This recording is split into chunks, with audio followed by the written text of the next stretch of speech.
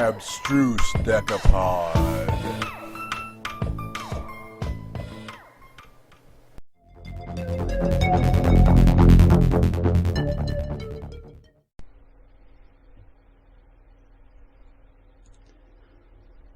If you remember Mazes and Monsters, and I barely do, as it came out in 1982 as a TV movie, when I was 9 years old, so I must have seen it in a rerun later, I think along with Hawk the Slayer, but that's a different story. You know it as the vanguard of paranoia and hatred that people had for tabletop role-playing games like Dungeons and Dragons. There have been reams of things written about this subject, so I won't dip into that pool, but I will just say that I enjoyed the movie when I first saw it, and I still enjoy it, and own not only the DVD release, but also the book by Rona Jaffe. The movie, though, a TV movie, I should clarify, is what most people, including myself, remember. Tom Hanks, later to be the male equivalent of America's Sweetheart, was the main star of this gem.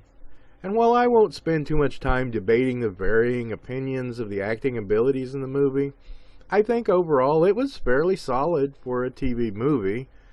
The knowledge of the subject matter was, by the author and director, left a lot to be desired if you replace a lot with everything. My point, however, is to do a where are they now for this movie, focusing on the actors in this cult classic, and to possibly surprise the hell out of you as you realize these people have surfaced and gone unnoticed right before your very eyes since Mazes and Monsters gave us the Graven Eye of Timor.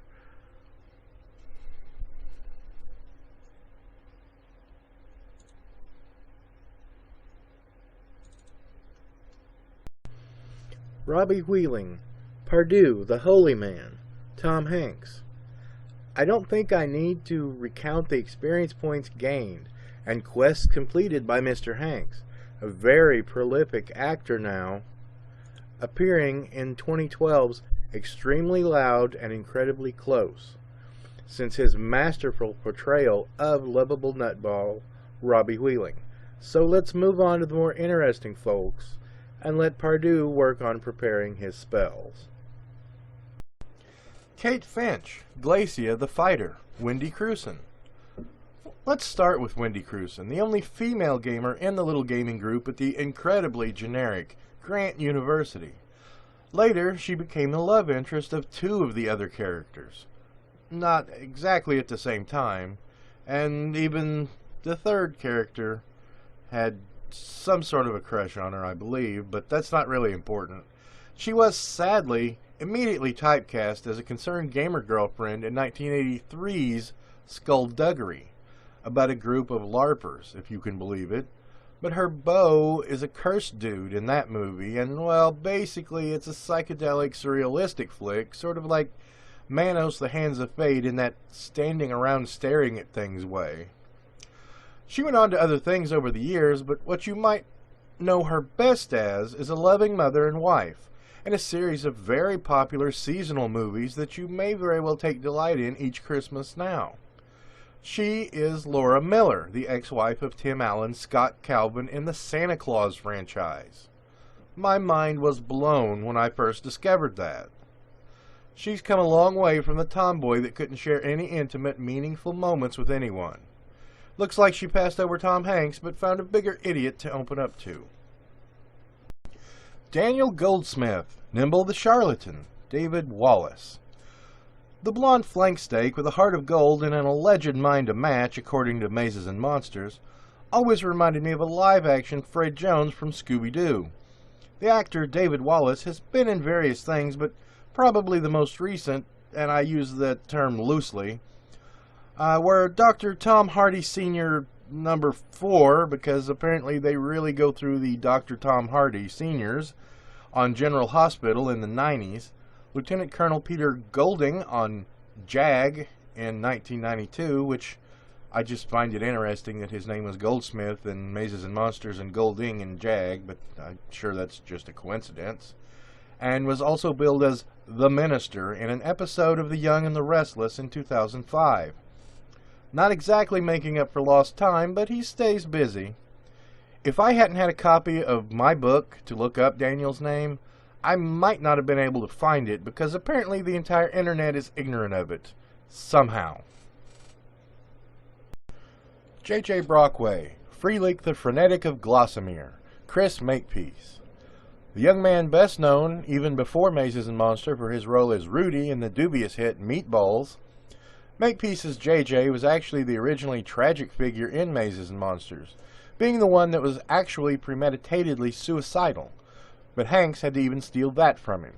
Actually, J.J., boy genius and part-time German soldier, invented LARPing in Pequod Caverns to get himself out of his depressive funk. Burn in hell, J.J. At any rate, his later appearances include David Lee in 1985's The Falcon and the Snowman, a classic that I didn't see and probably never will. Keith in 1986's Supernatural Throwaway, Vamp, and he was in the pilot episode of Full Disclosure, whatever that was. Don't get too famous, Chris. Yeah, it was a bust on this one, I admit, but I really liked his hats. Hall Wheeling Sr., Lloyd Bachner. Bachner, who died in 2005 at the age of 81, was Papa Wheeling, or the even greater Hall, at the age of 58, as Robbie's dad in Mazes and Monsters. The actor was known for many things, from his voice in many applications in Hollywood, to his roles on Dynasty, Murder, She Wrote, and Who's the Boss, as well as Dr. Quinn, Medicine Woman. Unfortunately, I don't have much to say about him, though I suppose he was a handsome man, so let's just assume I made a witty Tony Danza quip here. Peter Donat, as Harold Goldsmith. Mr. Donat was apparently afraid to remain too close to this movie for too long, so he put as much distance between himself and it as possible, appearing in at least 40 other productions before the year 2000. It may have done him some good, because I had no idea that Daniel's dad, Harold, was also X-Files' Agent Fox Mulder's dad. That is William Mulder. So, somehow it all makes sense. Damn, now why is there a black unmarked van working on the phone pole outside my house at this time of night? Well, I'm sure it's nothing. Hill Street Blues, Simon and Simon, Father Dowling Mysteries, Murder, She Wrote, Time Tracks, The Outer Limits, and The X-Files was apparently enough material for this actor to insulate himself from Mazes and Monsters. Ellie Goldmani, Anne Francis. If Daniel's dad was famous, his mother was the freaking Pope. Anne Francis' filmography prior to Mazes and Monsters is too long to list, and almost as long after. She died in 2011 and appeared in productions up to 2004. The woman was a screen machine. Big or small, she was on them all. I'll just hit the high points and go from there, starting with Bad Day at Black Rock and The Forbidden Planet, with Leslie Nielsen before he was a comedy dunce, in the mid-50s, and on to Rawhide, Route 66, Dr. Kildare, Twilight Zone, Ben Casey, The Man from U.N.C.L.E., The Alfred Hitchcock Hour, Honey West, the first series to have the name of a female detective, Mission Impossible, Love American Style, My Three Sons, Gunsmoke, Columbo, Cannon, Banachek, Ironside, Kung Fu, Barnaby Jones, New Adventures of Wonder Woman, Policewoman, Hawaii Five-0, Quincy M.E., Charlie's Angels, Dallas, Fantasy Island, Chips. Those are just the ones before Mazes and Monsters.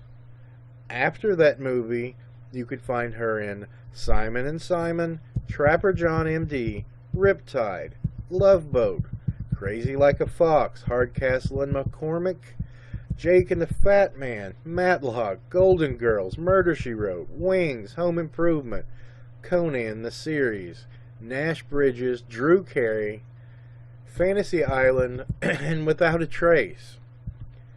I have to say, mainly what was going through my mind while I was going through those names was that she was on Home Improvement with Tim Allen, who in the Santa Claus is married to Wendy Crusen.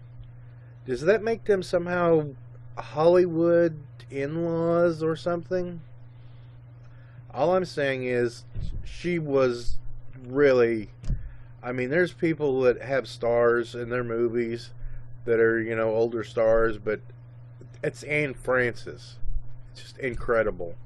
And that was the case for quite a few of these stars in Mazes and Monsters. The things that they have been in, I just feel like they could have done something else with the actors. They could have done more. I guess they just wanted a paycheck. I don't know, but it's really kind of a shame. But it was neat to see them. Cat Wheeling, the innkeeper's wife and Robbie's mother, Vera Miles. Born in Boise City, Oklahoma, shout out to my Okies, Vera Miles is apparently another of those why was she in this actresses like Anne Francis, with a prior filmography dense enough to hairlip a mule, which included Psycho and Psycho 2. I'm not sure if she's still alive, though she hasn't been in anything since 1995's Separate Lives and the Murder, She Wrote series from the 90s. Still, looking back on Mazes and Monsters, the actual star power that resides within this movie is just absolutely incomprehensible. And Looney Tunes Robbie's mom collects her check and goes on with her life. At least he gave her the eternally renewing coin. Lieutenant John Martini, Murray Hamilton. This freaking guy. He's like a character actor's spare tire that Hollywood pulls out when they need someone sort of famous, recognizable, but you couldn't possibly name or place him. I was going to find a more modern picture of him, but really, he has never changed. He's always looked like this, so there really wouldn't be any point. Surprisingly, I think his filmography may be even longer than that of Anne Francis, but I think one write-up for a hellacious actor is enough. And let's not kid ourselves, Murray isn't a hellacious actor. Since Mazes and Monsters, the hard-nosed interrogator that, when told that Mazes and Monsters is just a game, insightfully replied, "Is it?" was also in Mama's Family, Murder, She Wrote, and The Golden Girls. I swore he was Dixie Carter's love interest in at least a few episodes of Designing Women, but I guess I confused that with The Golden Girls? Or did I? Julia Brockway, Louise Sorrell. Mad Hatter J.J. Brockway's super-rich but emotionally deficient mother, Sorrell is best known as a villainess and meddler on soap operas, so her role in Mazes and Monsters wasn't exactly a stretch for her as a distant, cold, but sort of emotionally active person. Since Mazes and Monsters, she's been in Different Strokes, Matt Houston, Simon and Simon, One Life to Live, Santa Barbara, Sabrina the Teenage Witch, Passions, and most recently as Vivian Alamain in Days of Our Lives in 2011. You might also recognize her in a somewhat more famous role, depending on if you have ever worn pointed ears and wished tribbles were real. According to the Memory Alpha website, Raina Capek was an android built by Flint, an immortal who had wandered the earth in various personae such as Brahms and Leonardo da Vinci to be a companion for him. This is referring, of course, to Star Trek, the original series with William Shatner. So, JJ's mom was an android from Star Trek. So, yeah. Meg Finch, Susan Strasberg. Born in 1938, Susan was the daughter of Lee Strasberg, acting coach at the famed Actors Studio in New York. Besides her character's motherly talk with daughter Kate, that many say resembles a feminine hygiene product commercial, Susan was in film until 1992 and died in 1999, and among her appearances were Tales from the Dark Side, Remington Steele, Murder, She Wrote, Cagney and Lacey. Are you kidding? Another Murder, She Wrote? What was that show? Mazes and Monsters actors need cash? Money laundering front or something? I guess it worked. It gave them money, and that's how TV works, I suppose. The King of France. Chris Wiggins. You know, something struck me as strange about the so-called King of France when Robbie found him hanging out, chilling with the rats in the sewers, but looking at his credits, it makes a certain amount of sense, I guess. He's like the voice actor version of the $10 whore. Start with Strawberry Shortcake, hit Care Bears, Disney. I knew he looked familiar when I saw him later on when I'd watched Mazes and Monsters again. He was Jack Marshak, the curio goods store owner from the Friday the 13th TV series. He was also in Kung Fu, the new series, RoboCop. He was a voice in Sailor Moon, Earth Final Conflict, the Redwall TV series, and various Babars.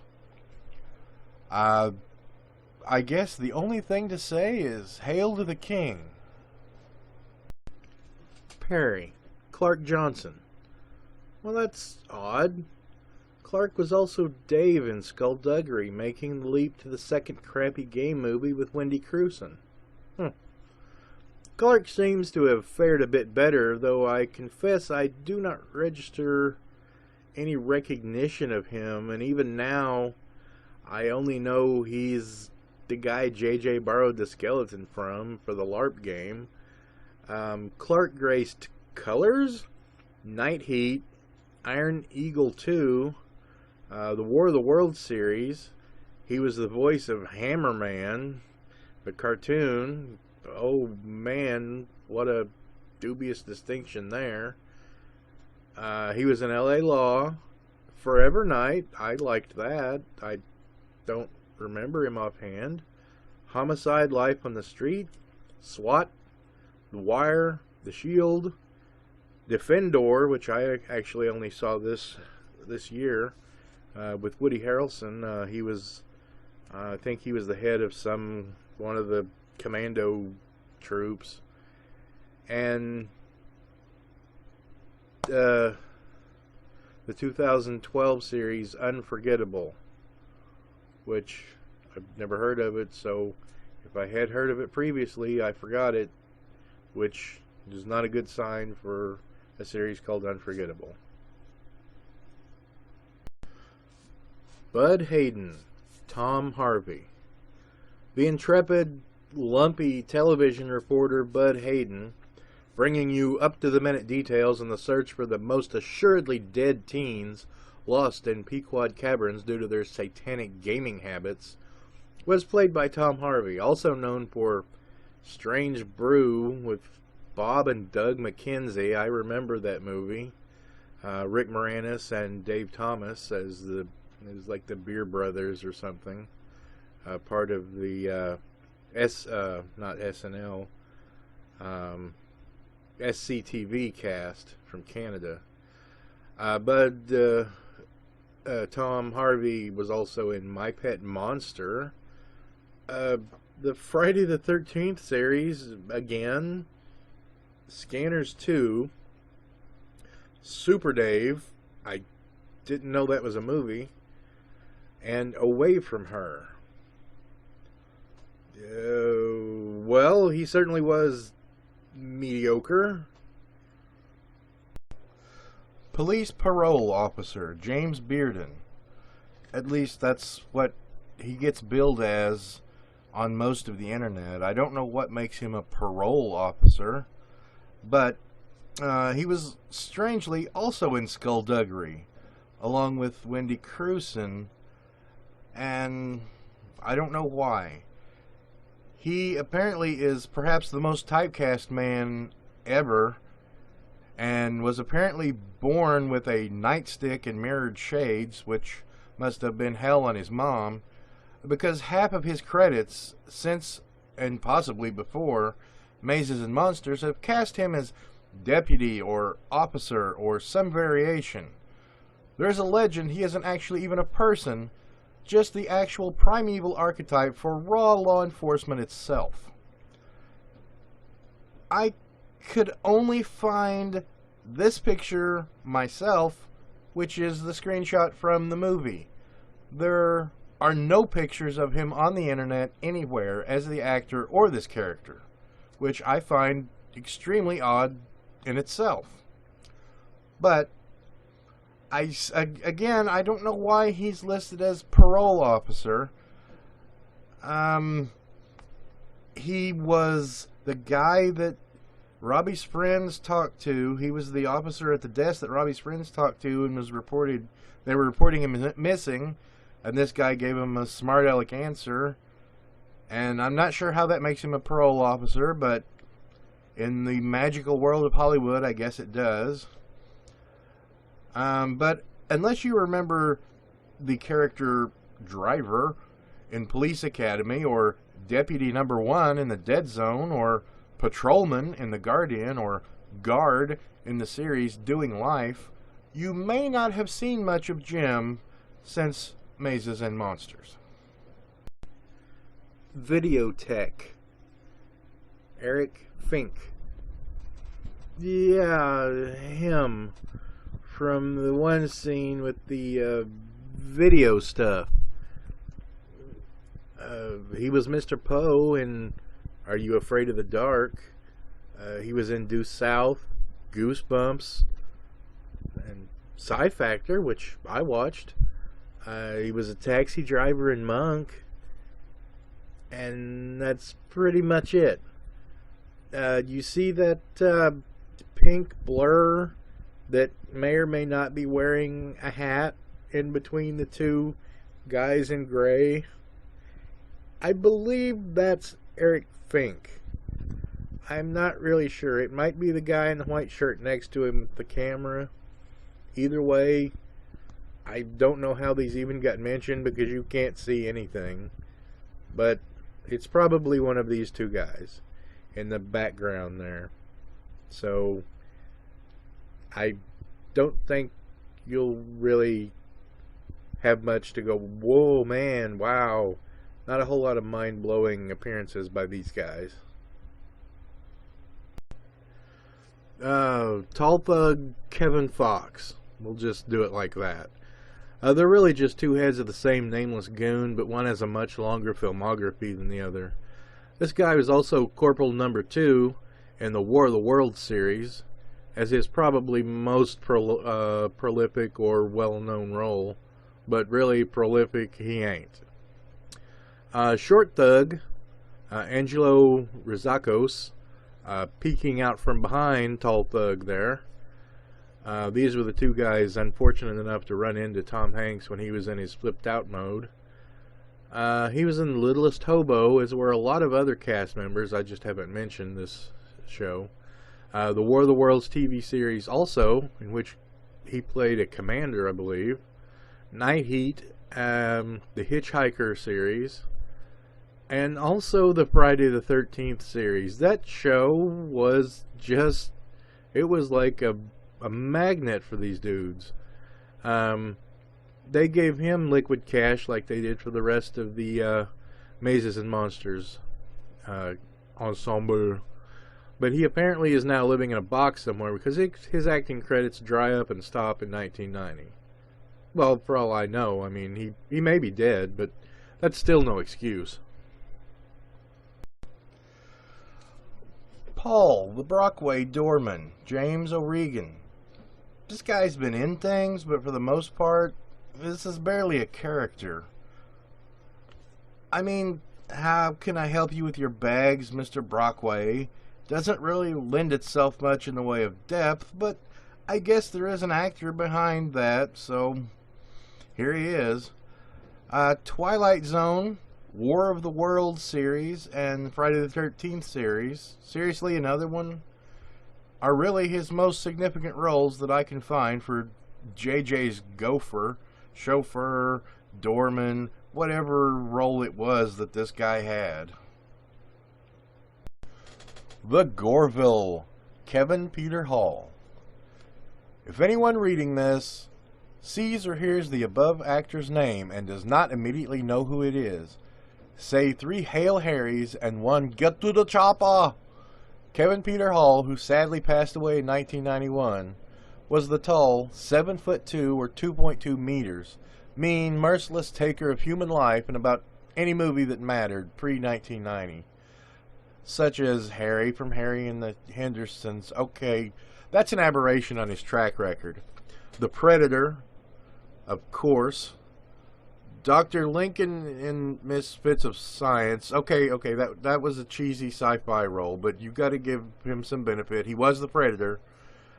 He was, of course, Big John in Pee-wee's Playhouse. All right, well, and he was Leor in Star Trek: The Next Generation. Well, he was the Predator, and that's what's important, really. Final thoughts. For such a small, made-for-television propaganda movie, Mazes and Monsters had actually a weighty cast, or the actors would go on to greater and longer film appearances. The thing I always found amusing about this movie was, and it is a TV movie for CBS originally, was that regardless of the actual idea it was based on or politics it was pushing, if you ignore both sides, the RPGs will swallow your children and the using your imagination doesn't make you a baby killer crowds, if you watch the movie objectively, it actually does not put forth any truly negative light on role-playing games themselves. The characters mention at the very start that a previous member of their group flipped out and became obsessed with the game. But that is a fair observation that can be made even today with people in RPGs and any pursuit. Tom Hanks' character, Robbie, is established at the start of the movie to be mentally fragile, and this point is hit again and again throughout the movie, and at the end, spoiler alert, when he is snapped and is living in his fantasy world all the time, his mother again says that she did not blame his friends or the game, and that he was mentally unstable to begin with. That is why the things that happened did happen. There is absolutely no unfair or paranoid or fanatical anti-gaming propaganda in the movie itself. Some of the other characters, such as the police detective and things like that, have their suspicions and their biases, but the actual movie is not putting that forward. It's just showing what they think, which that's what you do when you play a character. You have different ideas than maybe people agree with. But to hear other gamers tell it, this movie is just dripping and biased with mischaracterizations, misinformation, demonizations of gamers. I just don't see it anywhere. The actual idea that the writer and director had of what role-playing games were or how they worked was just head-scratchingly inept. But a lot of the players' behavior was fairly true to life because I think the director understood that gamers are still just people. They had some players talking about just other things in general or issues in their lives. Might be to do with the game, might not. While they were just sitting in a room painting miniatures. Although the miniatures were cardboard, so that was kind of weird. But they made maps, talked about their game. Nothing outside the bounds of typical gamer habits, and I don't think very many people can say that, oh, well, I didn't do that, or I've never seen anybody that gamed do that. That would be pretty much a lie. The details were beyond ridiculous. From anywhere from only the GM rolled these 2 12-sided dice. I don't know what that was about, and the way that they acted like it was a cult or some sort of a weird ritual meeting when they did their gaming. But That's quirky, but it's not really all that weird. They didn't worship Satan or anything. They just had a really melodramatic way they played a game. So that's kind of neither here nor there. I really put all that in the realm of the Hollywood idea of the way it represents computer use and hacking in its movies. If you've ever done something that Hollywood represents, you'll know most of the time they get it horribly wrong. It may be on purpose, it may be by accident, but there's no question it's just wrong. It bears no resemblance to reality. And nobody even bothers to mention it or question it because we all know it's totally not what Hollywood thinks it is. And we pretty much will just let them wallow in their ignorance. So either they do it that way on purpose, or everybody in Hollywood are complete idiots. Maybe the bigwigs in Hollywood and the movie makers need the King of France to lead them.